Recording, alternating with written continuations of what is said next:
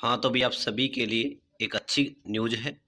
जितने भी स्टूडेंट राजस्थान से बिलॉन्ग करते हैं और उन्होंने इंजीनियरिंग के क्षेत्र में चाहे डिप्लोमा कर रखा हो या फिर बीटेक कर रखी हो, उन सभी के लिए राजस्थान जेईई के लिए नया नोटिफिकेशन जारी हुआ है।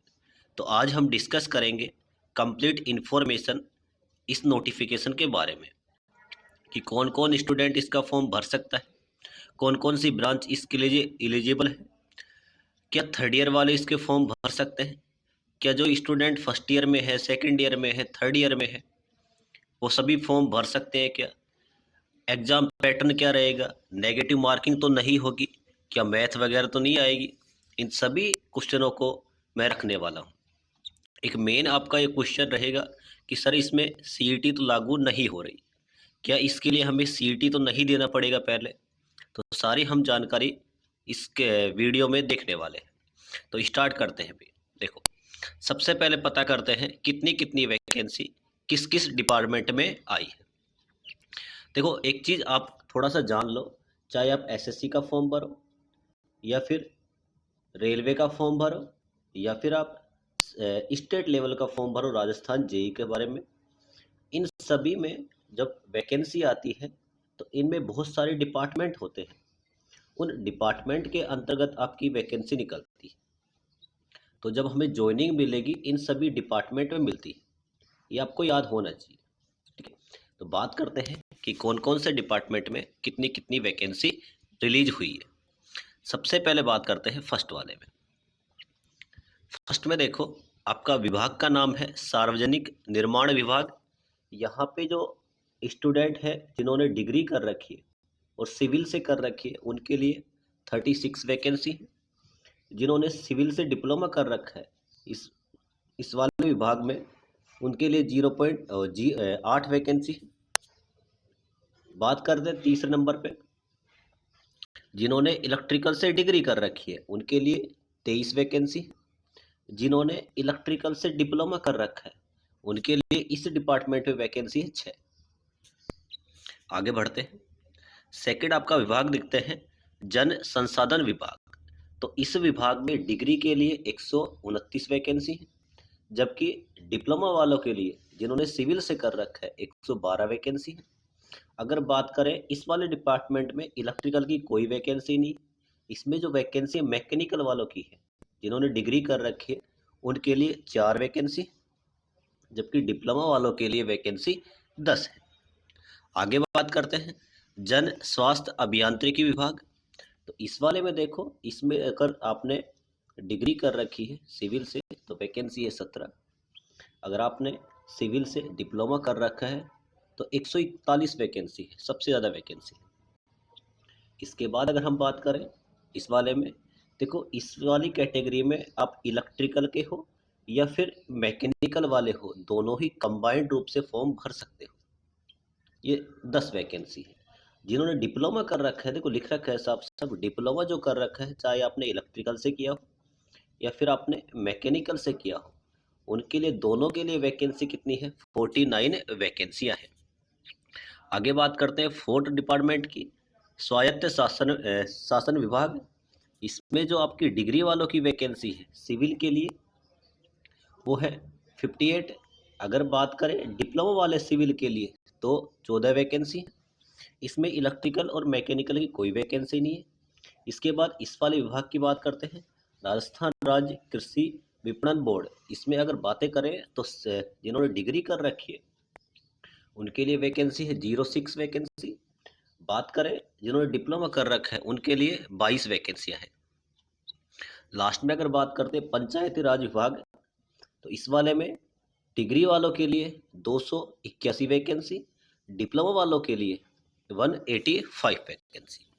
तो इनमें सिविल वाले हैं, इनमें भी अपनी इलेक्ट्रिकल और मैकेनिकल की कोई वैकेंसी नहीं है, इस वाले विभाग में भी नहीं है, ऊपर वाले में भी अपनी वैकेंसी नहीं है। तो अगर मैं बात करूं, अगर आप इलेक्ट्रिकल से हो या फिर आप मैकेनिकल से हो, अपने पास ज़्यादा स्टूडेंट डिप्लोमा वाले हैं, तो जिन्होंने इलेक्ट्रिकल से डिप्लोमा कर रखा है या फिर मैकेनिकल से कर रखा है वो 2 फॉर्म भरेंगे भी। कौन कौन से? एक तो इलेक्ट्रिकल का सेपरेट जो आपका निकला है 6 वैकेंसियों के लिए। सेकंड आप जो फॉर्म भरोगे वो भरोगे इलेक्ट्रिकल और मैकेनिकल की जो कंबाइंड वैकेंसी निकली है उन दोनों के लिए फॉर्म भरोगे। अब ऐसा नहीं होगा कि इलेक्ट्रिकल और जो मैकेनिकल की वैकेंसियां हैं उनमें इलेक्ट्रिकल का अगर है तो इलेक्ट्रिकल का ही पेपर होने वाला है, इसमें मैकेनिकल का कोई रोल नहीं होगा। लेकिन अगर आप मैकेनिकल वाले हो तो आपका जो एग्ज़ाम होगा वो मैकेनिकल ब्रांच से ही होगा, मैकेनिकल के ही क्वेश्चन उसमें पूछे जाने वाले हैं। लेकिन याद रखना इनकी जो कट ऑफ निकलेगी दोनों की कंबाइंड निकलने वाली, दोनों की एक साथ वैकेंसी जो है इसमें इसमें जो कट ऑफ निकलेगी तो वो दोनों की कंबाइंड कट ऑफ निकलेगी।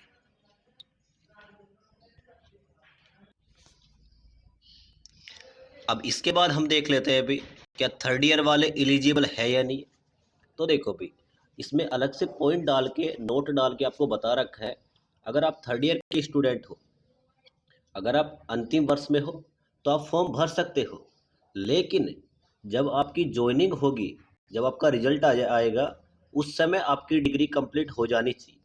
जैसे कि मैं अगर बात करूं भाई इसका, अगर पेपर की बात करें 6 फरवरी का पेपर है आपका, रिजल्ट मान लो भाई 2 से 3 महीने बाद आएगा समथिंग, तो जून जुलाई के समथिंग आप मान लो। अगर जून जुलाई की बात करें तो जून या जुलाई तक जब इसका रिजल्ट आएगा तब तक आपकी डिग्री कंप्लीट होनी चाहिए। देखो अब इसमें फर्स्ट ईयर वाले फॉर्म भर सकते हैं क्या? देखो वो सारे डाउट मैं क्लियर कर देता हूँ आपको। अगर आप फर्स्ट ईयर में हो, सेकेंड ईयर में हो या थर्ड ईयर में हो या फिर आपको बैक लग रही है तो आप जितने भी स्टूडेंट हो फॉर्म भर सकते हो। आप ये चेक कर सकते हो इसका लेवल कैसा आता है। आपको जब भी भविष्य में राजस्थान जेईई की करनी होगी तो आप ये आपको आइडिया रहेगा पेपर कैसा आता है, लेवल कैसा रहता है। नॉलेज के लिए आप अपना चेक कर सकते हो। तो फॉर्म तो आप अप्लाई कर सकते हो। वहाँ पे जब आप फॉर्म भरोगे तो आप वहाँ पे अपेयरिंग आएगा। अपेयरिंग का मतलब क्या होता है, अभी आपका चल रहा है, उस वाले ऑप्शन पे आप टिक कर सकते हो। वो सारी प्रोसेस मैं आपको अगली वाली वीडियो में बताऊंगा कैसे कैसे फॉर्म आपको अप्लाई करना है। तो फर्स्ट ईयर वाले फॉर्म भर सकते हैं, चाहे सेकंड ईयर वाले हो, थर्ड ईयर वाले हो या बैक वाले स्टूडेंट हो, वो सभी आप फॉर्म भर सकते हो। बस शर्त क्या है, अगर आपका एग्ज़ाम क्लियर हो जाता है तो जब आपका रिजल्ट जो आएगा उससे पहले आपका डिग्री कंप्लीट होनी चाहिए, ये इनकी शर्त है भी। लेकिन अगर कोई स्टूडेंट ये देखना चाहे कि अभी मैं सेकेंड ईयर में हूँ या फिर थर्ड ईयर में हूँ तो वो सभी स्टूडेंट फॉर्म भर सकते हैं, एग्ज़ाम दे के आ सकते हैं। इसमें कोई आपसे कुछ पूछने वाला नहीं है। बस आपकी एज जो है 18+ होनी चाहिए, ये मिनिमम क्राइटेरिया है एज का। कितने भी जब भी फॉर्म भरे जाएंगे उनमें सब में 18+ आपकी एज मांगी जाती है। तो ये आपका डाउट क्लियर हो गया होगा। अगर आप देखो एक चीज़ याद रखो, राजस्थान की जेई की जो वैकेंसी आती है 2 या 3 साल में एक बार आती है। अगर आप सेकेंड ईयर में हो तो 3 साल बाद वैकेंसी आने वाली है, इसलिए आप ट्राई कर सकते हो, जा सकते हो, एग्ज़ाम तो दे के आ ही सकते हो। आपको आइडिया लग जाएगा कि कैसा पेपर आता है। भविष्य में जब भी वैकेंसी आएगी तो आप उसके लिए आपको बेनिफिट होगा।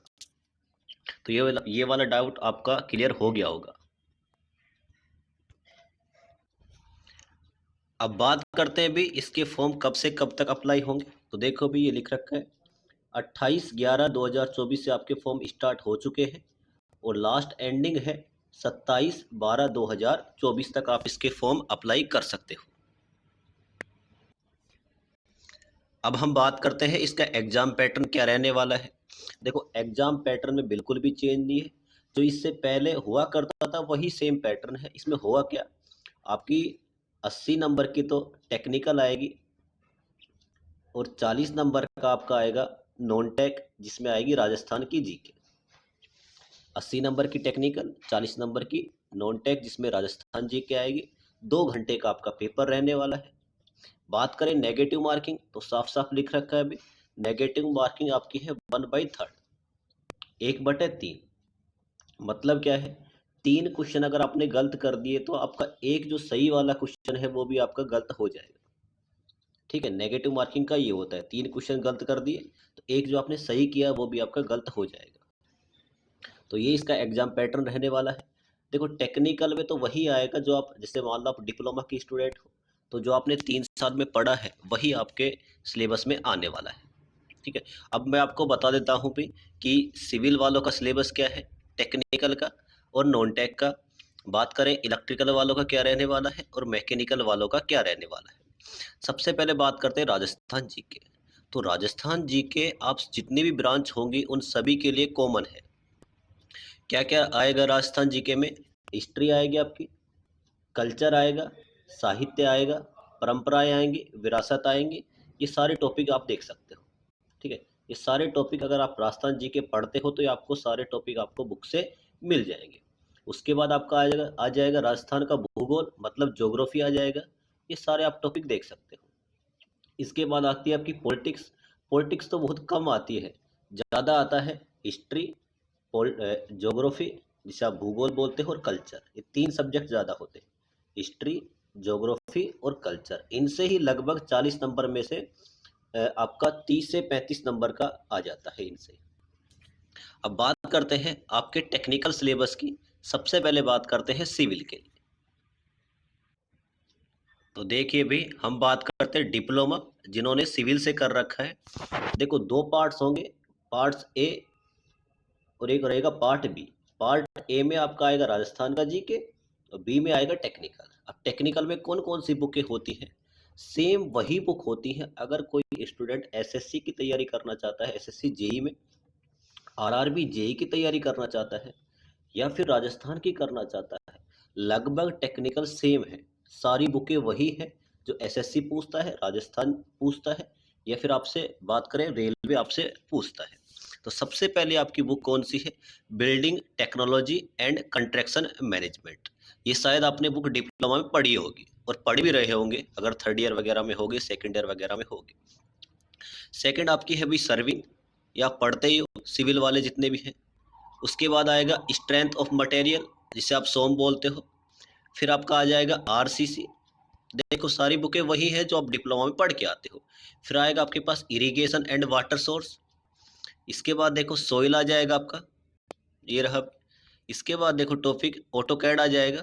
ठीक है, ये आपकी 7 बुकें हैं सिविल वालों के लिए। अब बात करते हैं इलेक्ट्रिकल वालों के लिए। देखो इलेक्ट्रिकल वालों का तो वही है, चाहे आप एसएससी की बात करो, रेलवे की बात करो, या फिर आप राजस्थान की बात करो, जो आपने सेम डिप्लोमा में पढ़ा है वो सारे कॉन्सेप्ट है। देखो पहला टॉपिक है बेसिक कॉन्सेप्ट, जो आप इलेक्ट्रिकल सर्किट में पढ़ के आते हो। सर्किट के नियम, KCL KVL, magnetic circuit, flux क्या होता है, एमएमएफ क्या होता है, रिलक्टेंस क्या होता है, डायामैग्नेटिक मटेरियल क्या होते हैं, यही टॉपिक। एसी फंडामेंटल, जिसमें क्या आएगा भाई, आरएमएस वैल्यू, एवरेज वैल्यू, ये आरएलसी के बारे में, जो आप थर्ड सेमेस्टर में पढ़ते हो। उसके बाद आ जाएगा मेजरमेंट, वही थर्ड सेमेस्टर पढ़ के आते हो। इलेक्ट्रिकल मशीन दोनों रहेंगी, फर्स्ट मशीन भी और सेकंड मशीन भी। तो डीसी मशीन आ गया, देखो DC machine, transformer, induction motor वगैरह, ये सारा आ गया।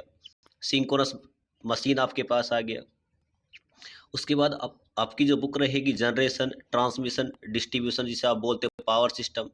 एक आपके पास आ जाएगा estimating and costing, utilization of electrical energy, UWT जो आप बोलते हो। बेसिक इलेक्ट्रॉनिक्स रहने वाला है, वही सेम सिलेबस उठा के रख दिया जो एसएससी जेई का होता है। अगर आप एक की भी तैयारी करते हो तो आपको लगभग सभी एग्जाम की तैयारी आपसे हो जाएगी। अब बात करते हैं मैकेनिकल वालों के लिए। तो अब बात करते हैं भी जिन्होंने मैकेनिकल से डिप्लोमा कर रखा है। सबसे पहली बुक आपकी रहेगी एफएम, जिसे आप बोलते हो फ्लूइड मैकेनिक्स। ठीक है, सेकंड आपकी रहेगी फ्लूइड मशीन।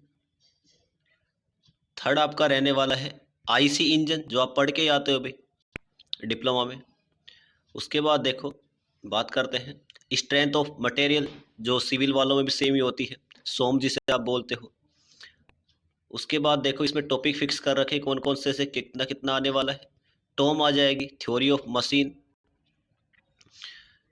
6 नंबर पे आपका आ जाएगा ऑटो कैड, मैकेनिकल डिजाइन, जैसे सिविल वालों का था सिविल डिजाइन, आपका मैकेनिकल डिजाइन आ जाएगा। उसके बाद देखो थर्मोडायनेमिक्स आ जाएगी आपकी, थर्मोडायनेमिक्स आ जाएगी। ठीक है, उसके बाद अगर बात करें मशीन ड्राइंग आ जाएगी आपके में। उसके बाद देखो बस ये खत्म हो गया, ये था आपके पास मैकेनिकल का सिलेबस। तो मैंने सारी बातें आपको बता दी, चाहे आप इलेक्ट्रिकल से हो, मैकेनिकल से हो, सिविल से हो। मैंने ज़्यादा फोकस किया है डिप्लोमा वालों के लिए, क्योंकि डिप्लोमा यूट्यूब वगैरह पे सब डिग्री वालों के लिए ज़्यादा बताते हैं, डिप्लोमा वालों के लिए बहुत कम बता रहे हैं। तो इसको मैं ओवरव्यू की सहायता से बताता हूँ हमें कैसे कैसे करना है। देखो, अगर आप इलेक्ट्रिकल के स्टूडेंट हो या मैकेनिकल के, सबसे पहले आपको दो फॉर्म भरने हैं। एक तो आपकी स्पेसिफिक ब्रांच वाला इलेक्ट्रिकल या मैकेनिकल वाला जो भी है, कि आप अगर इलेक्ट्रिकल वाले हो तो इलेक्ट्रिकल का भरोगे, अगर मैकेनिकल के हो तो मैकेनिकल वाला फॉर्म आप भरोगे। जैसे कि मान लेता हूँ मैं कोई इलेक्ट्रिकल का स्टूडेंट हूँ, मुझे फॉर्म अप्लाई करना है, मैं एक इलेक्ट्रिकल का तो भरूंगा ही, एक फॉर्म और भरूंगा इलेक्ट्रिकल या मैकेनिकल वाला। मतलब मुझे कितने फॉर्म भरने हैं? आप बोलो सर आप हमें दो फॉर्म भरने हैं। चाहे आप फर्स्ट सेकेंड ईयर वाले हो, थर्ड ईयर वाले हो, इससे कोई मैटर नहीं करने वाला, आप अपेयरिंग से फॉर्म आप डाल सकते हो। सेकंड पॉइंट, वैकेंसी मैंने आपको बता दी।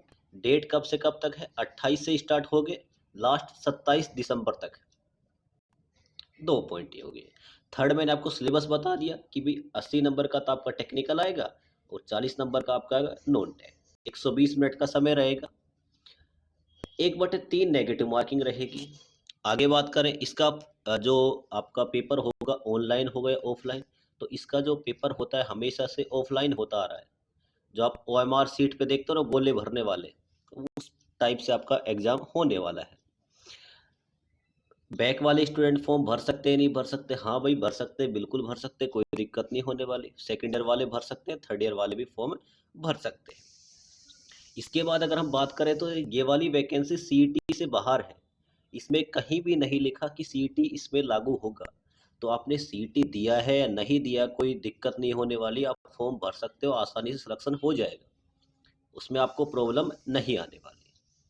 तो ये सारे मैंने आपके डाउट क्लियर कर दिए। फिर भी किसी भी स्टूडेंट का कोई डाउट रह जाता है तो आप कमेंट बॉक्स में कमेंट कर सकते हो, आप मेरे से पर्सनली पूछ सकते हो, उसमें कोई दिक्कत होने वाली नहीं है। ठीक है, इस वाली में हम वीडियो में इतना ही करते हैं। आगे हम वीडियो लेके आएंगे कि राजस्थान जीके किस प्रकार प्रिपरेशन करें, कौन सी बुक से हम पढ़ें, इलेक्ट्रिकल वाले कौन सी बुक से पढ़े, कितना हमें पढ़ना है। क्योंकि देखो इसका एग्जाम जो होगा वो फिक्स कर रखा है अभी, 6 फरवरी के समथिंग एग्जाम होगा, 6 से 9 फरवरी के बीच में। 6 से 9 फरवरी के बीच में आपका एग्जाम होना तय है, ये फिक्स कर रखा है इन्होंने पहले से। ठीक है, तो आपके पास अगर बातें करें तो समथिंग 2 महीने का टाइम है। तो 2 महीने में आप कैसे आप तैयारी अच्छी कर सकते हो, कौन सी बुकें हम पढ़ें राजस्थान के लिए, नोट्स वगैरह से पढ़े या फिर कोई कोर्स वगैरह ले। एक सबसे बड़ी बात भी, एक तो कोर्स किसी का मत लेना। कोई अगर आपसे बोले कि राजस्थान के लिए मैं कोर्स लेके आ रहा हूँ, तो समझ लो राजस्थान के लिए जो कोर्स लेके आ रहा है 2 महीने में आप कुछ भी नहीं कर पाओगे। ठीक है, ना ही टेक्निकल आपको अच्छे समझ में आने वाला, ना ही आपको राजस्थान जीके समझ में आने वाला। तो आगे मैं बताऊंगा भी आपको कैसे 2 महीने में अच्छे से प्रिपरेशन कर सकते हो, कॉन्फिडेंस आ जाएगा। इतना तो मैं नहीं कह रहा कि आपको सब चीज़ याद हो जाएंगी, लेकिन कॉन्फिडेंस आ जाएगा, आपका टेक्निकल स्ट्रांग हो जाएगा, नॉन टेक भी स्ट्रांग हो जाएगा। कैसे होगा, सारी बातें हम करने वाले हैं। इस वाली वीडियो में हम इतना ही करते हैं। आपका किसी प्रकार का कोई सजेशन हो, आप कमेंट बॉक्स में कमेंट कर सकते हो। वीडियो में एंड तक जुड़े रहने के लिए आप सभी को धन्यवाद। Thank you. जय हिंद।